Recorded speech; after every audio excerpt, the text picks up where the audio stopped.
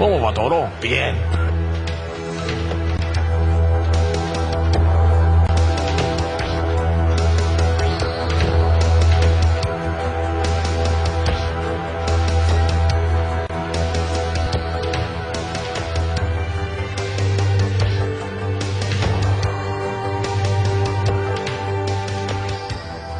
Desde la década de 1950, los adventistas del séptimo día han llegado a ser uno de los pueblos más estudiados del mundo. Más de 140 artículos científicos han sido publicados, estudiando a decenas de miles de adventistas.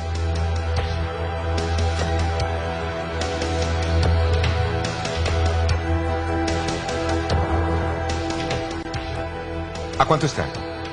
12 sobre 10. Mejor posible. Muy bien.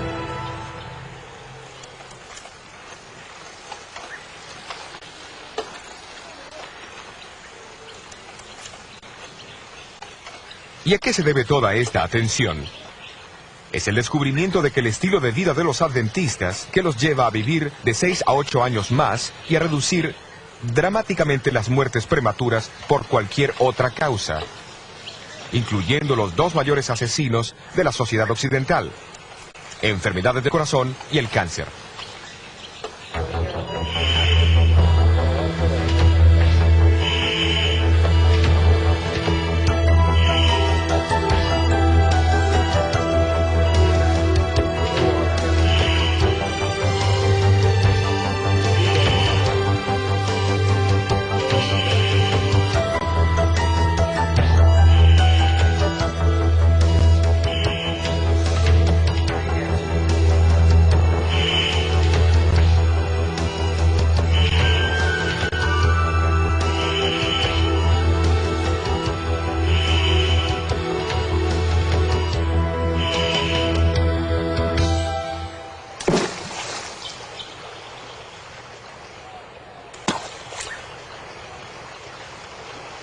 ¿Cuál es la forma mágica?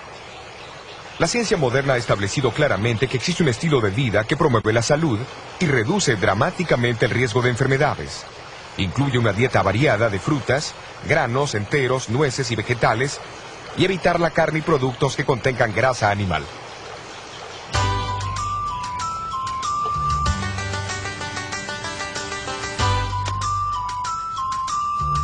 Pero de igual manera son importantes el sueño adecuado, el ejercicio al aire libre, tomar mucha agua y abstenerse del uso del tabaco, alcohol, café, té y otras drogas.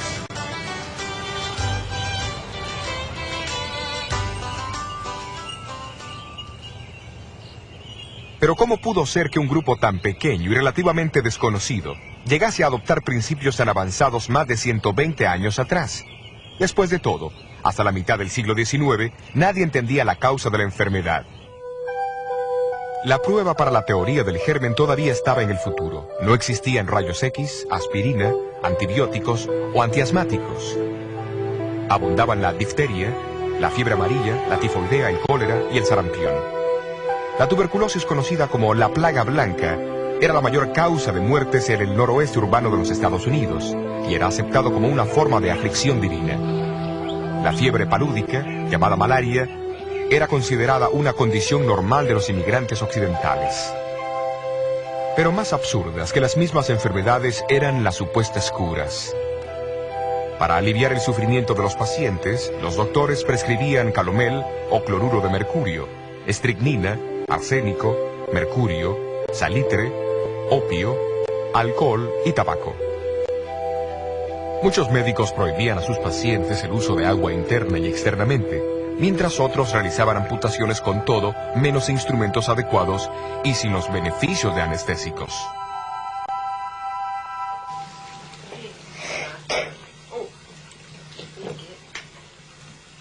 El aire nocturno era considerado peligroso. Cerraban herméticamente las ventanas y las puertas por miedo a engriparse. Las persianas permanecían siempre cerradas para evitar el descolorido de los muebles, mientras que los ciudadanos urbanos no practicaban ejercicios ni se bañaban.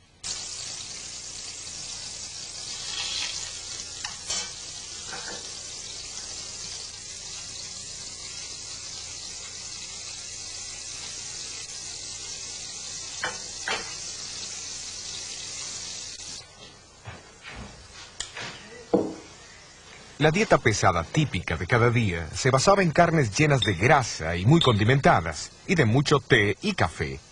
La mayoría comía en grandes cantidades a cualquier hora del día o de la noche.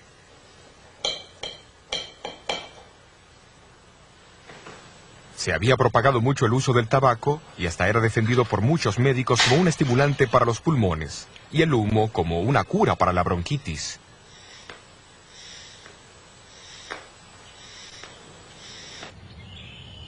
Casi nadie veía la relación entre la dieta y las enfermedades prevalecientes.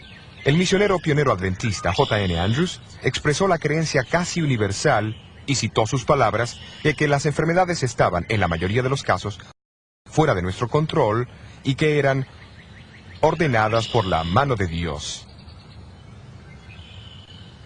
Digo casi nadie porque en medio de esta confusión médica, unas pocas voces llamaban por una reforma. Hombres como Silverio Graham, que llegó a ser el líder del movimiento americano pro salud de los 1830. Él llamaba a regresar a la naturaleza y a los métodos naturales de curación y recomendaba una dieta simple, incluyendo el vegetarianismo y especialmente productos de trigo integral. Los alimentos tenían que ser preparados sin especias y estimulantes como fuese posible. También condenó el tabaco, el té y el café, las bebidas alcohólicas y las drogas comúnmente usadas en las medicinas de aquel entonces. Aunque su reforma decayó en 10 años, enseguida otros la asumieron con entusiasmo renovado.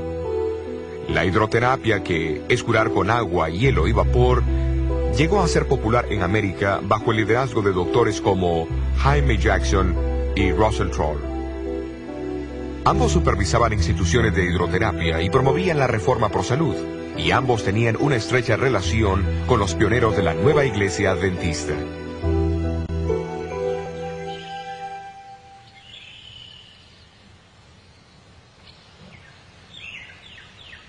En 1858, aquí en el estado de Nueva York, el doctor Jaime Jackson estableció su casa en La Ladera, al norte del pueblo de Dansville. Era la institución de hidroterapia de más éxito. Jackson publicó un periódico mensual, Leyes de la Vida, donde resaltaba sus puntos de vista. Estrictamente opuesto a las drogas prescritas por sus compañeros, trataba a sus pacientes con métodos y remedios naturales. Enfatizaba especialmente la idea de la obediencia a las leyes naturales, enseñando que obedecer a la naturaleza es vivir. Creía que el maltrato del cuerpo también afectaba las capacidades morales del hombre, debilitando así su carácter. Entre los 1840 y 50 hubieron movimientos de reforma pro salud, pero al mismo tiempo existía gran ignorancia y descuido con respecto a la salud y la higiene entre la población de América. Fue en ese tiempo que Dios decidió alertar a los adventistas, guardadores del sábado, de su preocupación por la salud y la felicidad de todos. Como en los tiempos bíblicos, Él usó el don de profecía. Entre los años 1844 a 1848, Elena White recibió muchas visiones, pero ninguna trataba los principios de salud. En el otoño de 1848, se le fue mostrado que no solo el tabaco era perjudicial para la salud, sino que también lo eran el té y el café. Mucho antes que la ciencia descubriese la relación entre el tabaco y las enfermedades fatales y mostrase los peligros del excesivo consumo de café, muchos miembros de la iglesia comenzaron a alterar su estilo de vida en respuesta al llamado de Elena.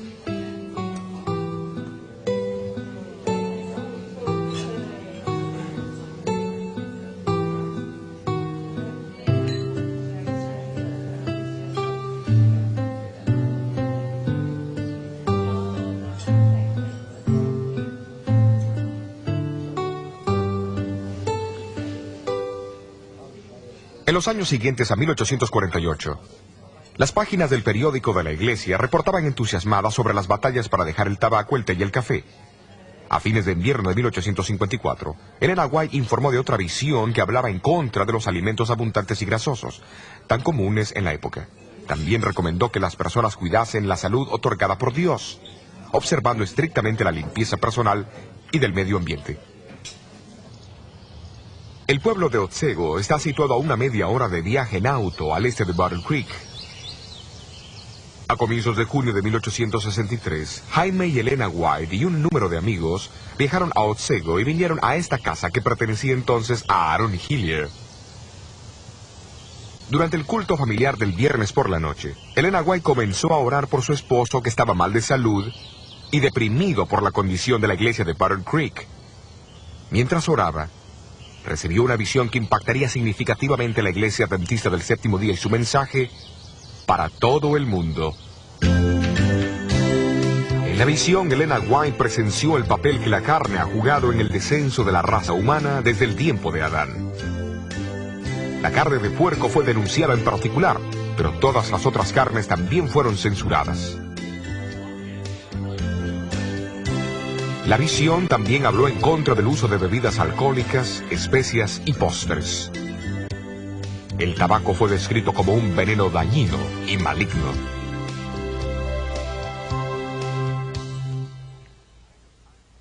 Recuerden que esto ocurrió unos 100 años antes del famoso informe del cirujano general de los Estados Unidos, El fumar y la salud.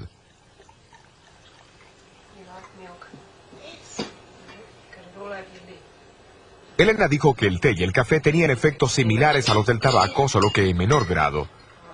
Le fue mostrado que comer demasiado, aunque alimentos buenos, o comer entre horarios o antes de irse a dormir, es distintivamente malsano.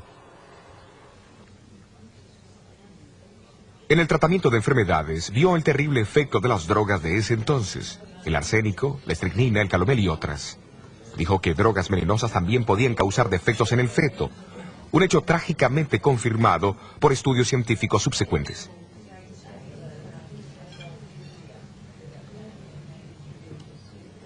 La eliminación de estos alimentos y prácticas hubiera ayudado a cualquiera a vivir mejor.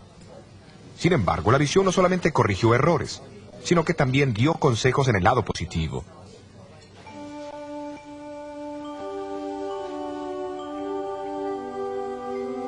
Elena recalcó la importancia de tomar mucha agua, hacer ejercicios regularmente al aire libre, permitir la entrada de la luz del sol y el aire fresco en la casa y del baño diario. Hoy día, todo esto es común, pero era un mensaje muy raro para muchos en los 1860.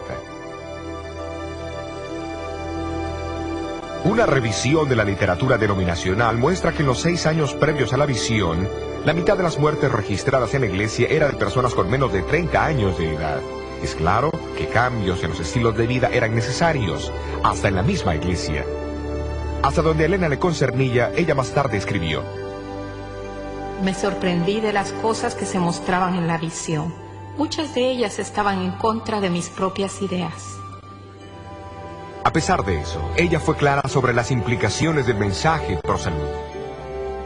La reforma pro salud es una de las ramas de la gran tarea que preparará a la gente para la venida del Señor.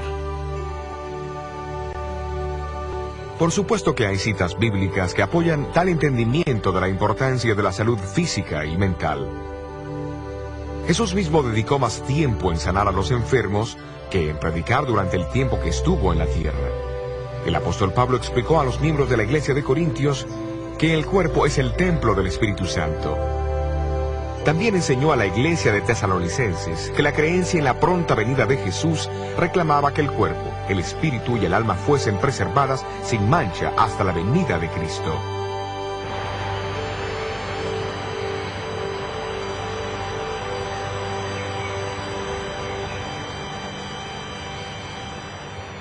No es difícil ver que los conceptos de Elena White apenas servían para magnificar los puntos bíblicos de que cada persona tiene que rendir cuentas a Dios por la preservación de la salud. Pero ¿cuánto tiempo dependió ella de sus contemporáneos para obtener información? Elena White declaró que no leía ninguna literatura sobre salud, ni sabía de la revista del Dr. Jackson Las leyes de la vida antes de la visión. Por su itinerario ocupado, no pudo publicar la publicación hasta 1864. No fue hasta después de esto que leyó algunos de los libros y revistas populares sobre salud, de los cuales dijo: Me sorprendí al ver que están en armonía con lo que el Señor me ha revelado. Cuidadosamente seleccionó extractos de estas revistas, que fuesen consistentes con lo que había visto en visión, y los incluyó en sus publicaciones sobre salud en 1865.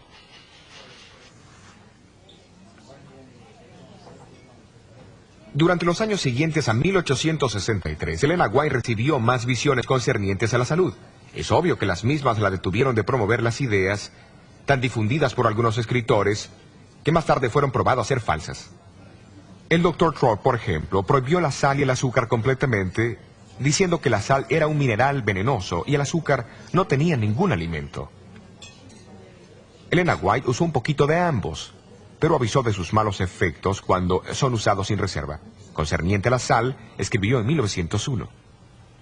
De acuerdo a la luz que me fue dada por Dios, la sal es actualmente esencial para la sangre.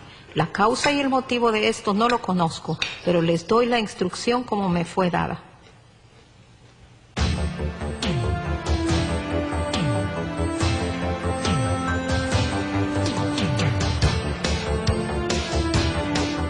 Mucho antes que los efectos del colesterol fuesen conocidos, ella escribió que el aceite de oliva era mucho más preferible que la grasa o el aceite animal.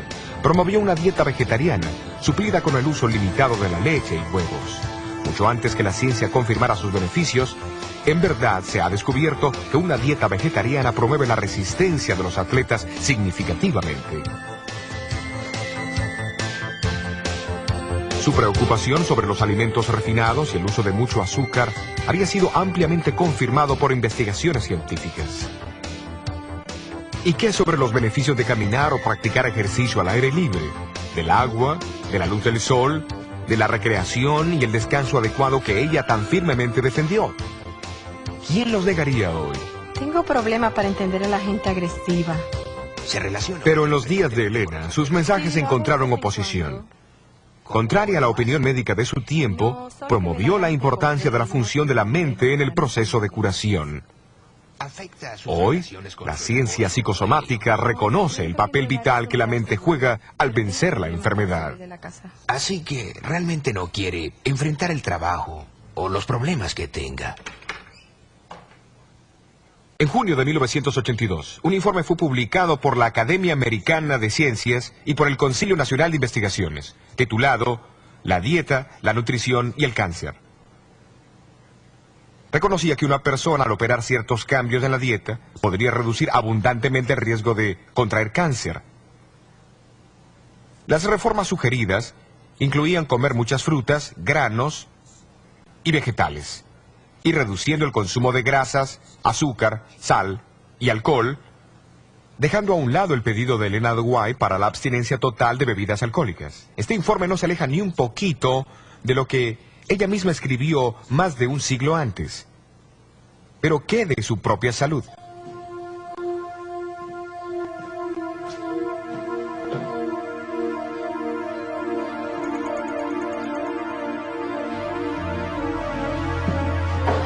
La visión de junio de 1863 fue dada a Elena cuando estaba muy débil, enfermiza, propensa a frecuentes mareos y desmayos.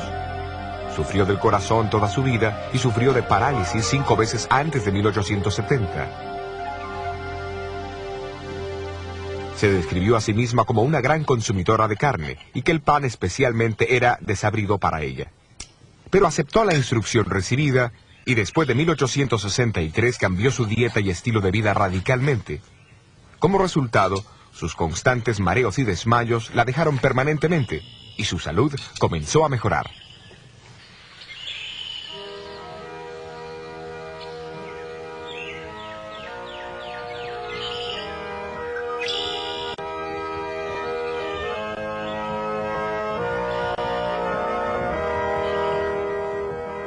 Uno o 2 años antes que Elena White falleciera a los 87 años de edad, Arturo Spalding, el historiador y cuentista, la visitó en Ellis Haven.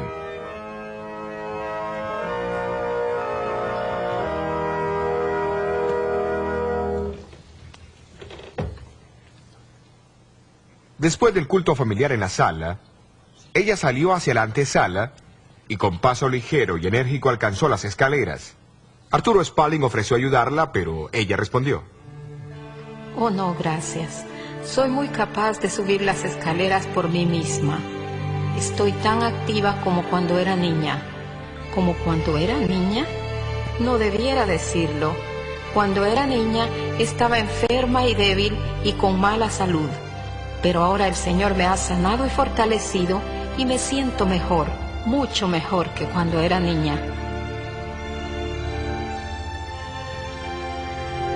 Casi al final de su carrera, el Dr. Clyde McKay, profesor de nutrición en la Universidad de Cornell en Nueva York, fue introducido a los escritos sobre alimentación y nutrición de Elena White.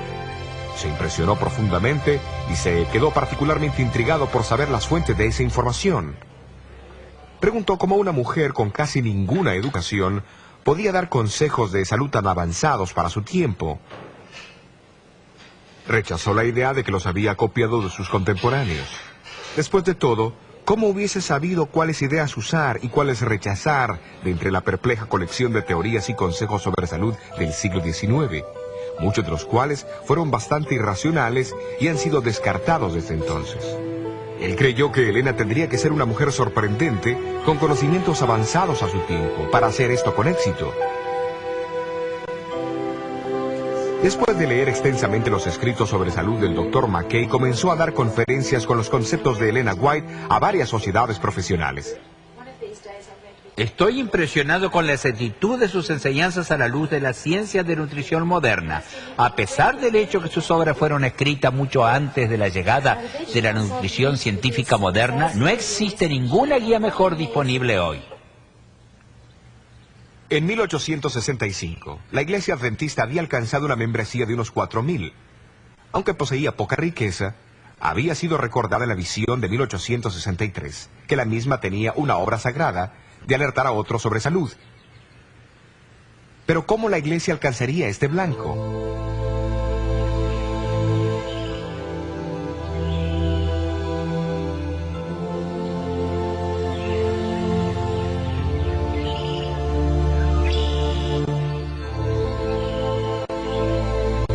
En agosto de 1865, Jaime White se rindió a las presiones y a las cargas de liderazgo de la Iglesia y sufrió un agotamiento en su salud.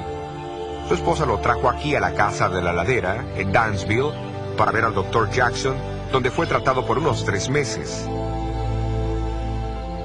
Los White tuvieron una oportunidad de observar los principios de la reforma pro salud en práctica y encontraron mucho que alabar. Pero descubrieron que algunos de los principios de curación eran contrarios a las enseñanzas de Jesús. En verdad, recibieron algunos consejos médicos que podrían haber sido fatales en el caso de Jaime White.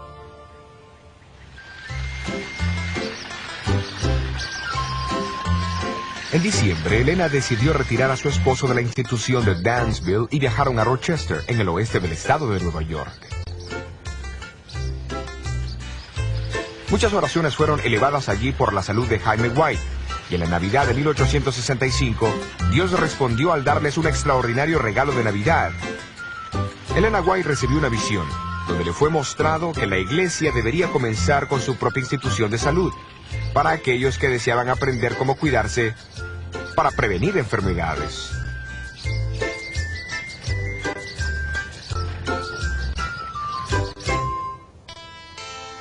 En el siguiente año, una vieja casa remodelada fue comprada al oeste de Battle Creek, Michigan, quien en ese entonces era un próspero pueblo industrial con una población de 5,000.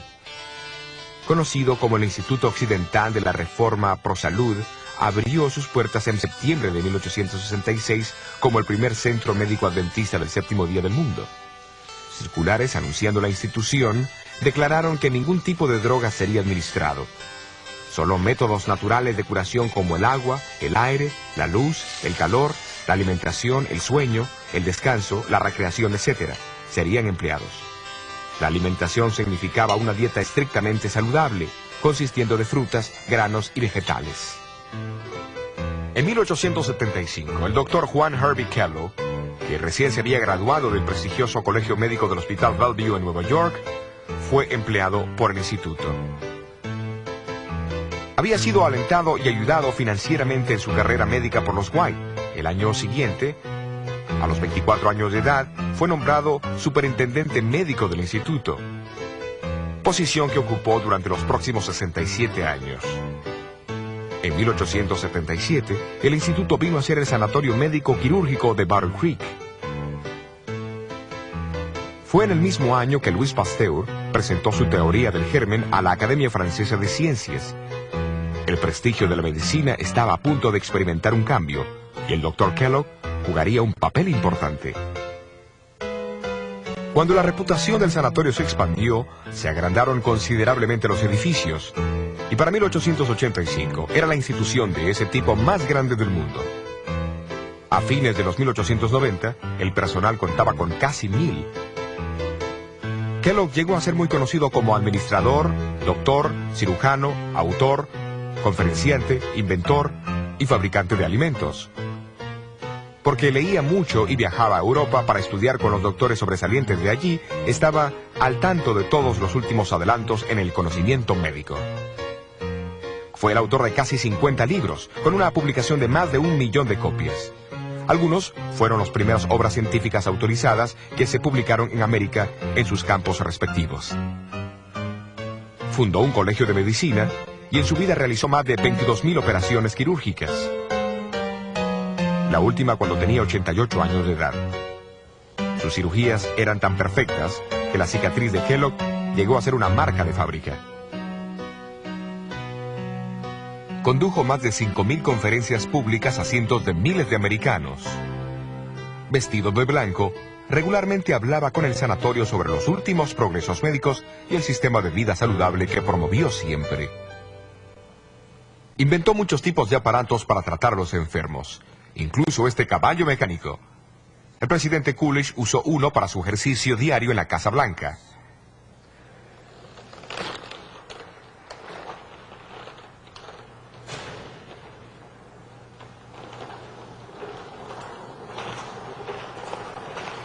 Algunos de sus inventos todavía están en uso alrededor del mundo hoy día. ¡Vamos, chico!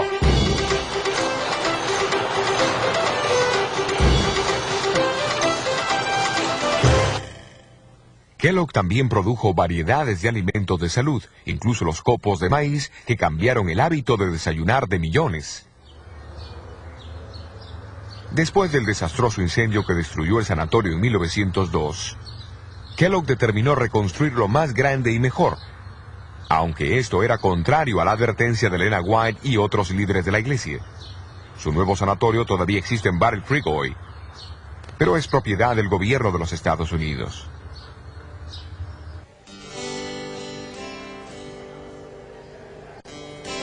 Su pórtico y entrada impresionantes acogieron a muchos que vinieron a Kellogg para tratarse y aprender sus consejos sobre salud.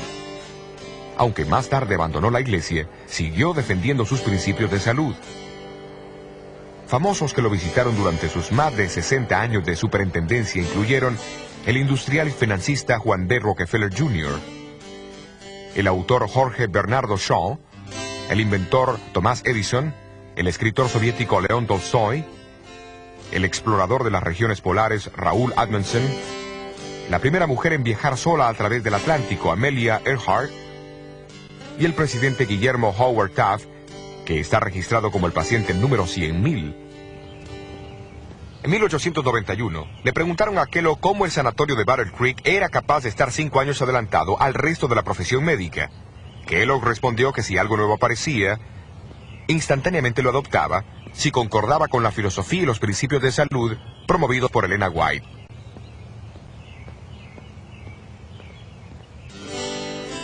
En 1901, se informó que 27 sanatorios adventistas y 31 salas de tratamiento estaban en funcionamiento no solo en los Estados Unidos, pero también en Suiza, Dinamarca, Inglaterra, Alemania, África del Sur, India, México, Australia, Nueva Zelanda y en las islas del Pacífico. Elena White vivió en Australia desde 1891 a 1900. Durante su estadía fomentó el establecimiento de salas de tratamiento que fueron operadas inicialmente en Ashfield, en los suburbios de Sydney, por 2 enfermeras que se habían entrenado en Battle Creek. Más tarde, el lugar se cambió para Summerhill, donde llegó a ser un sanatorio médico y quirúrgico. En 1899, Elena White pidió la construcción de un sanatorio apartado del centro de Sydney, donde se presentarían los valores espirituales y los sanos principios de la curación mental y física. Más tarde ese año, Elena estaba en el grupo que viajó desde la estación de Thornley, un suburbio del norte, por las vías alrededor de la roca Cabeza de Perro, para inspeccionar una propiedad de 75 acres, que era la mejor tierra en el área de Sydney. En los próximos años, un sanatorio de 100 camas fue construido. Fue oficialmente inaugurado el 1 de enero de 1903. Siendo reemplazado en 1973 por este moderno edificio de 304 camas, el Hospital Adventista de Seine está cometido a los principios de excelencia clínica unidos por un ministerio de curación cristiano.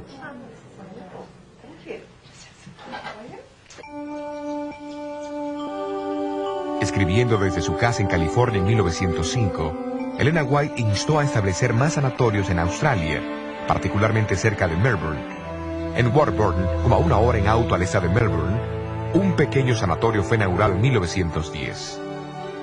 El mismo también llegó a ser una institución cristiana bien operada, que provee cuidado intenso, como también un firme programa de cuidado de la salud que enfatiza la prevención y la rehabilitación.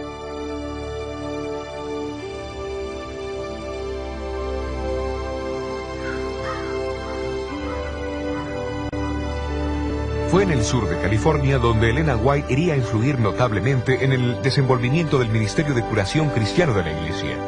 Vivió aquí en su casa, Elms Haven, en el norte de California, por los últimos 15 años de su vida. Durante ese tiempo recibió muchas visiones en la noche concernientes a la obra de la iglesia. En una de las visiones en 1902, Dios le reveló que en el sur de California habían propiedades desocupadas en el campo, convenientes para los propósitos de un sanatorio y a la venta a un precio mucho más bajo que el costo original. No mucho después de esto, un edificio de 3 pisos llegó a estar disponible en las hermosas campiñas del Valle Paraíso, cerca de San Diego. Había sido usado como un sanatorio y originalmente costaba $25,000, pero estaba siendo ofrecido por $12,000 por falta de agua. Las negociaciones siguieron por unos 18 meses, hasta que en 1904 el precio fue bajado a $4,000, mucho más bajo que el costo original, justo como Elena White había predicho. Después de que la propiedad fue comprada, ella logró los servicios de un perforador de pozos adventista, Salem Hamilton. Señor Hamilton. Señora, hemos llegado a 98 pies. ¿Se da cuenta que esos son 10 pisos para abajo? Y no hemos encontrado nada más que tierra seca y arena. ¿Está segura que el Señor quiere que usted compre este lugar? Sí, estoy segura. 3 veces me ha sido mostrado en visión que debíamos asegurar esta propiedad. Bien, creo que eso es suficiente para mí. El Señor no nos daría un elefante sin proporcionarnos agua para que Él la tomara. ¿No lo cree, señora?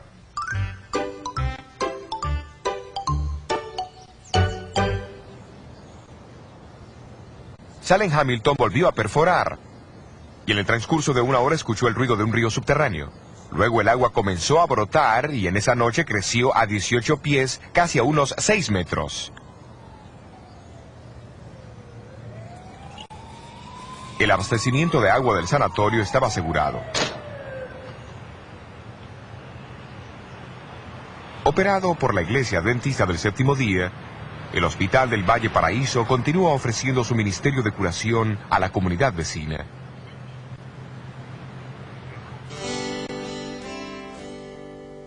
En abril de 1904, Elena White instó a que un sanatorio debía ser asegurado y operado cerca de Los Ángeles en algún distrito rural. En Glendale, un suburbio de Los Ángeles, un edificio de 3 pisos sobre 5 acres de tierra, representando una inversión inicial de $50,000, fue ofrecida a la iglesia por $26,000. En 1904, fue comprada por $12,000, mucho más bajo que el precio original. Después de la compra, Elena White desafió a los gerentes con estas palabras: La curación espiritual y la física debe ser dada a los que vienen para curarse.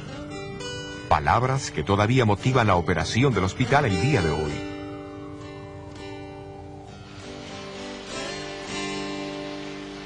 Pero tenía que haber un tercer sanatorio en el sur de California. Tan pronto como en octubre de 1901, Elena White había visto en visión que cerca de Los Ángeles había un edificio ocupado con árboles frutales en el terreno del sanatorio. Esta visión fue tan real para ella que le parecía estar caminando por el terreno, conversando con los pacientes y hasta viviendo allí. Y el Valle Paraíso y Glendale reunían esta descripción. En 1904, 76 acres de propiedad a la venta fueron descubiertos cerca de Redlands. Fue llamada Loma Linda e incluía enormes jardines y huertos, hermosos parques, muchos árboles de sombra, caminos para carretas y veredas de cemento. Entre los edificios de la cumbre de la Loma Linda había un hotel de 4 pisos con 64 cuartos, iluminado con electricidad, con calefacción a vapor y con abundancia de agua fresca. El costo original era de $150,000. El precio de la compra final fue $38,900, mucho más bajo que el precio original. El 12 de julio de 1905, Elena White llegó a Loma Linda por primera vez.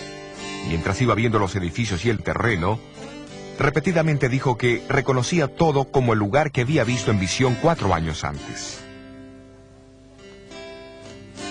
La garantía de este sanatorio, completamente equipado y amueblado, es una de las más hermosas providencias que el Señor nos ha brindado. Loma Linda llegará a ser un importante centro educativo. Una escuela será establecida aquí para entrenar evangelistas en la verdadera medicina. Tendrá que ser de la más alta categoría.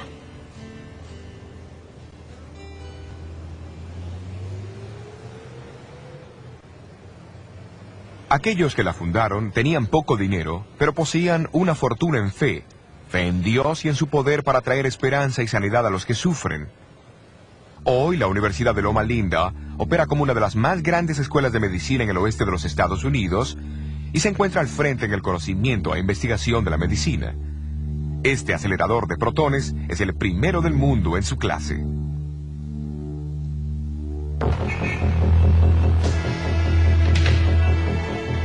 Junto con los cientos de otras instituciones adventistas del séptimo día del cuidado de la salud alrededor del mundo, el blanco del Centro Médico de Loma Linda no es solamente hacer que hombres y mujeres estén bien físicamente, sino que a través de un ministerio de compasión y servicio cristiano, también traerles sanidad espiritual y a una unidad con Dios para prepararlos para el pronto regreso de Cristo. Tal blanco refleja el propósito predominante del programa adventista para el cuidado de la salud, como le fue revelado a la Iglesia a través del don profético otorgado a Elena White. Ese propósito envuelve mucho más que adoptar una dieta vegetariana o decidir parar de fumar o de tomar alcohol. Abarca no solo la cura de enfermedades, pero también su prevención. Su ejemplo y motivación vinieron del infinito amor de Jesús, del divino buen samaritano, que vino a un mundo de enfermedad, dolor y muerte, para traer sanidad física, mental y espiritual. Hoy, Él nos pide que sigamos sus pisadas.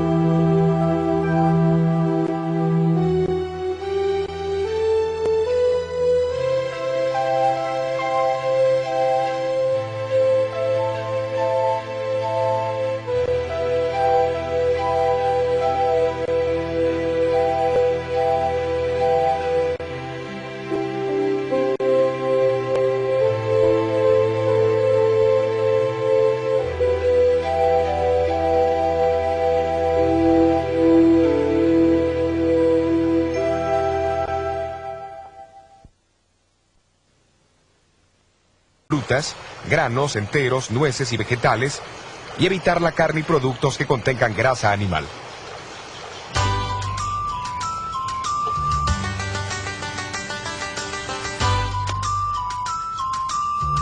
Pero de igual manera son importantes el sueño adecuado, el ejercicio al aire libre, tomar mucha agua y abstenerse del uso del tabaco, alcohol, café, té y otras drogas.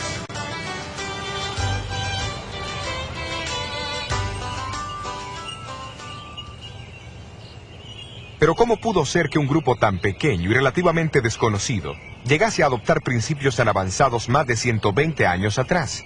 Después de todo, hasta la mitad del siglo XIX, nadie entendía la causa de la enfermedad. La prueba para la teoría del germen todavía estaba en el futuro. No existían rayos X, aspirina, antibióticos o antiasmáticos. Abundaban la difteria, la fiebre amarilla, la tifoidea, el cólera y el sarampión. La tuberculosis, conocida como la plaga blanca, era la mayor causa de muertes en el noroeste urbano de los Estados Unidos y era aceptado como una forma de aflicción divina.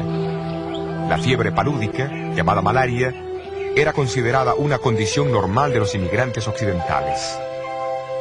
Pero más absurdas que las mismas enfermedades eran las supuestas curas. Para aliviar el sufrimiento de los pacientes, los doctores prescribían calomel o cloro.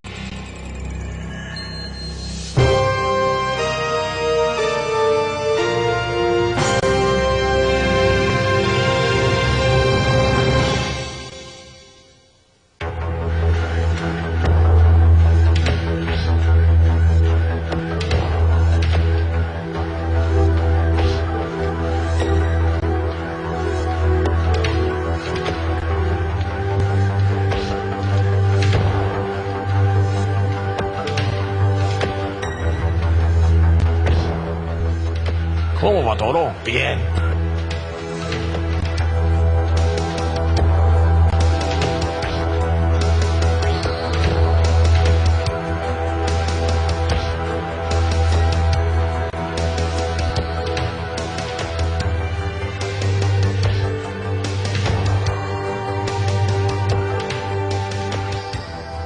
Desde la década de 1950, los adventistas del séptimo día han llegado a ser uno de los pueblos más estudiados del mundo. Más de 140 artículos científicos han sido publicados, estudiando a decenas de miles de adventistas.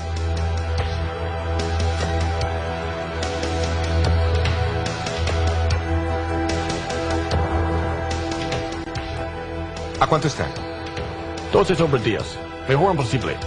Muy bien.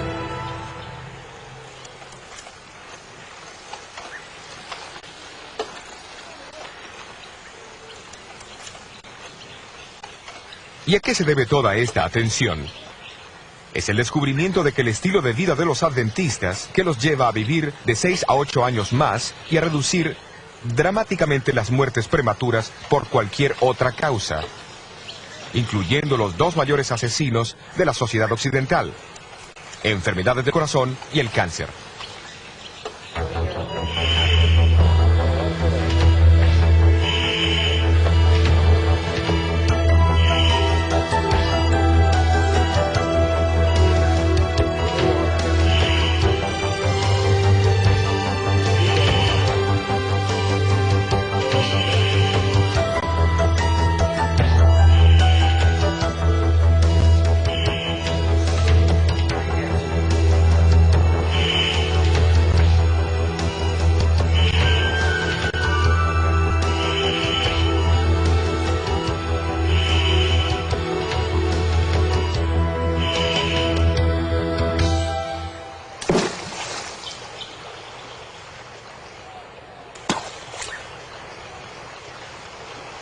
¿Cuál es la forma mágica? La ciencia moderna ha establecido claramente que existe un estilo de vida que promueve la salud y reduce dramáticamente el riesgo de enfermedades. Incluye una dieta variada de frutas.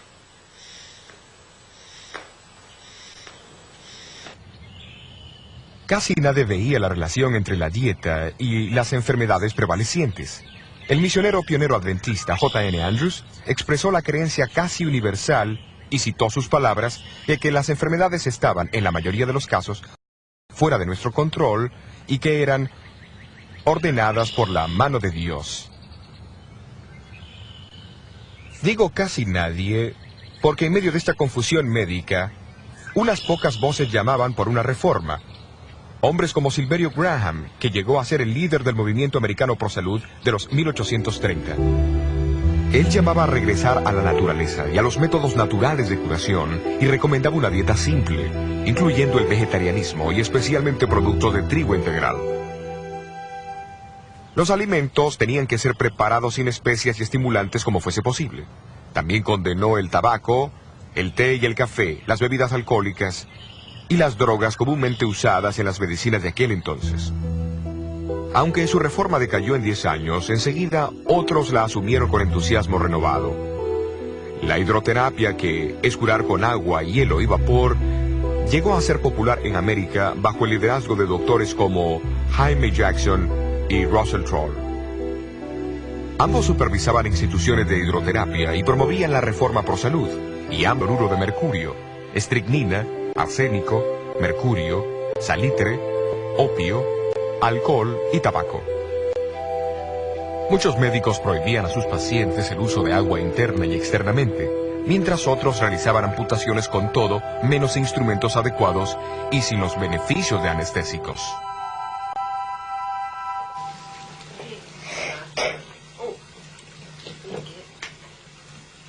El aire nocturno era considerado peligroso. Cerraban herméticamente las ventanas y las puertas por miedo a engriparse.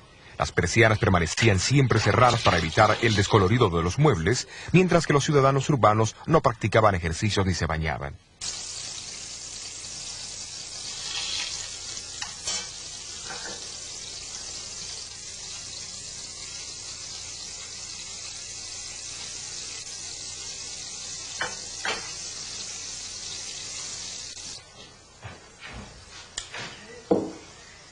La dieta pesada típica de cada día se basaba en carnes llenas de grasa y muy condimentadas, y de mucho té y café.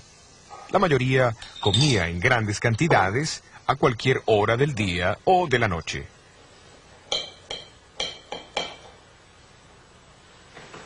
Se había propagado mucho el uso del tabaco y hasta era defendido por muchos médicos como un estimulante para los pulmones, y el humo como una cura para la bronquitis.